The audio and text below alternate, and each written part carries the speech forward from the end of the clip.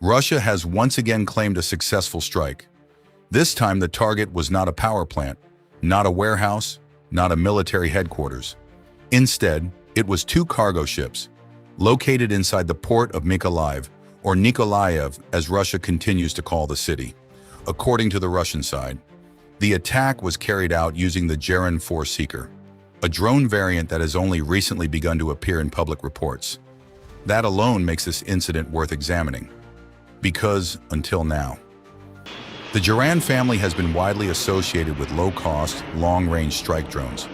Not with advanced target acquisition. If this claim proves accurate, it could indicate another step in the evolution of Russia's drone program. However, there is an important point to keep in mind. At the time of writing, there is no independent confirmation regarding the condition of the two cargo ships, nor has there been verified reporting on the extent of any damage. So we should separate two different things: the claim itself and the outcome of the operation. Those are not necessarily the same. Even so, the choice of target deserves attention, because ports are rarely attacked without a broader strategic purpose.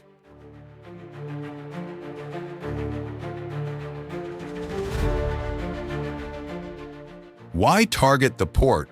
Looking at the wider picture, this does not appear to be an isolated incident. Over recent months, Russia has repeatedly targeted logistical infrastructure, railways, bridges, storage facilities, ports, and now, according to this claim, cargo vessels. That suggests a consistent pattern. The objective may not simply be to destroy equipment, but to disrupt Ukraine's supply chain. Because in modern warfare, logistics often decides the outcome. Armored vehicles need fuel, artillery needs ammunition, troops need a constant flow of supplies. Interrupt that chain, and pressure begins to build across the battlefield. That is why ports remain strategically important, especially Mykolaiv, which serves as one of Ukraine's key logistical hubs in the south. Another question also comes to mind: why use drones? Why not cruise missiles? The answer could be straightforward: cost. A drone is significantly cheaper, it can be deployed in larger numbers, and it forces air defenses to remain constantly engaged. If the Geran-4 Seeker genuinely offers improved target acquisition, then the threat changes. It becomes more than a simple one-way attack drone. It becomes a platform capable of engaging higher-value targets with greater precision. That is significant, particularly because many analysts expected sanctions to slow Russia's defense industry.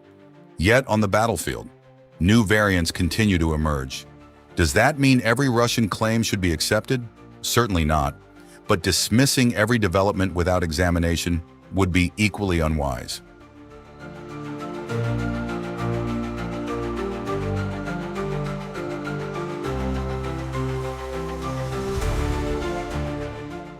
What do you think? Does this incident point to a genuine improvement in Russia's drone capabilities? Or is it still too early to draw firm conclusions? Share your thoughts in the comments below.